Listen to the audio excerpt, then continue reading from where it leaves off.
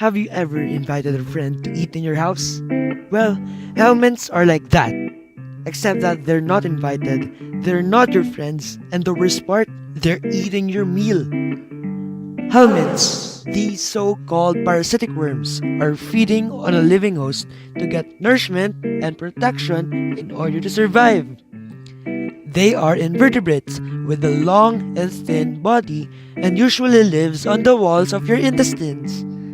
It is also found out that helminths infect a spectrum of hosts, including humans, that leads to the high risk of morbidity in the recent generation, affecting over 2 billion of people, which is only one-third of the whole population. The disease that it brings mostly affects the third world countries, especially in Asia, like the Philippines. According to Dr. Belisario Jr. and Dr. Alejandria of the UP National Institutes of Health, Philippines is one of the wormiest countries in Asia. With that, what do we mean by one of the wormiest? According to the World Health Organization of the Western Pacific region, approximately 25 million out of 106.5 million people of the Philippine population are at risk, while 2.5 million are directly exposed to the disease. The 28% of the total population who live in squatter and slum areas are the most probable entryway of these parasites, as well as people who walk bare feet on contaminated soil platforms, due to the fact that these parasitic worms can penetrate the skin. Because of the improper sanitation practices, the soil-transmitted helminth infection or STH is epidemic, including the most common causes: flatworms, whipworms, hookworms, and roundworms. This infection belongs to the neglected tropical diseases or NTDs, in which these are chronic infections that are typically endemic in low-income countries. There are 14 out of 30 million children who have STH, according to a national survey conducted by World Health Organization in 2009. The highest percentage of people having STH was 67%, which was in Leyte. This happens because of poverty and lack of access to clean food and water and public services. Specifically, the parasites will be transmitted by eating unwashed food, especially with dirty hands. But this is not the only way through which worms travel from species to species.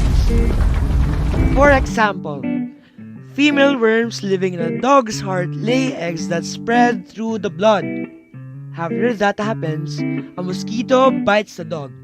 Then, the parasites transfer to the mosquito, which then bites a human being. The worms then find their way into the human heart. Sounds shocking, right?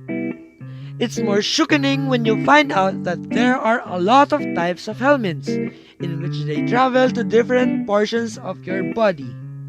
First, Schistosoma japonicum, or flatworms, cause schistosomiasis, also known as nail fever. Second, Trichuris trichuria, or whipworms, cause trichuriasis. Third, Nicator americanus, or hookworms, cause iron deficiency and anemia. And lastly, Ascaris lumbricoides, or roundworms, cause ascariasis. There are different levels pertaining to its symptoms. A host can either have an asymptotic or symptotic experience.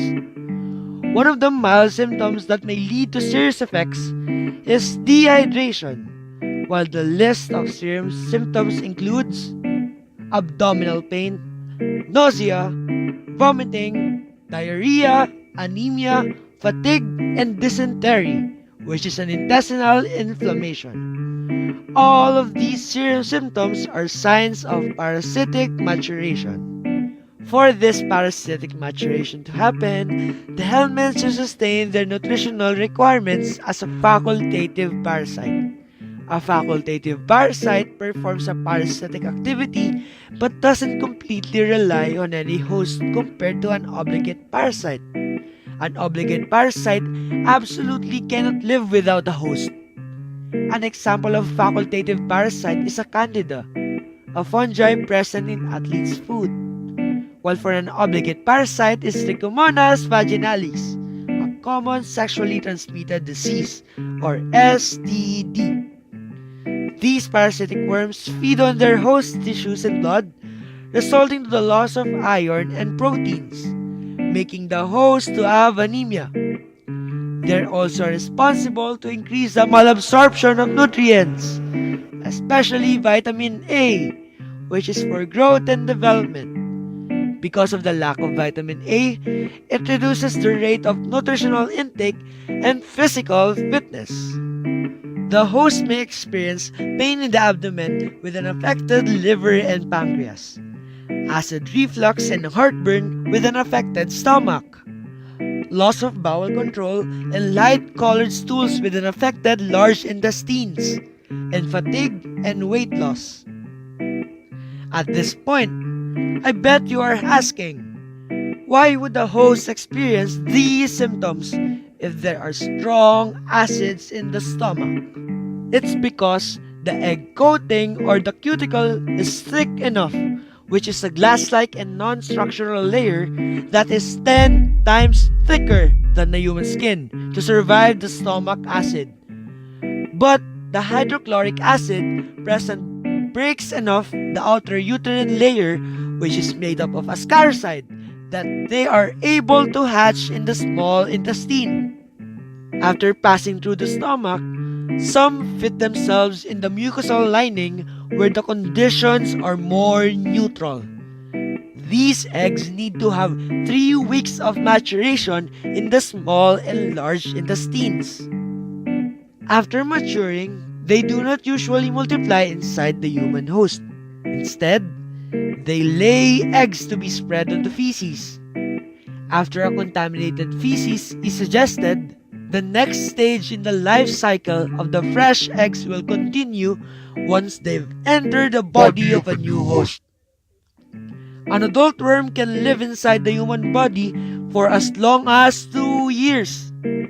Throughout its life cycle, it can lay up to 65 million helminth eggs.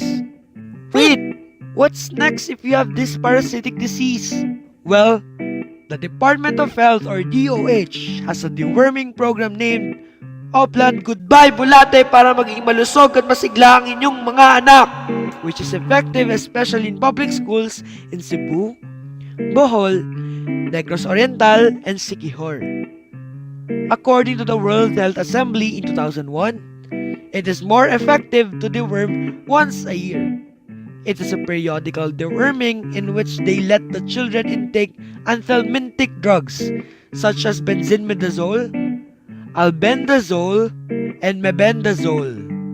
You can also try natural remedies such as herbs like aloe vera, pumpkin seeds, garlic, and sunflower petals, and the harmonic quad, which is a pulse generator that produces a safe and multiplex electrical signal which kills the parasites.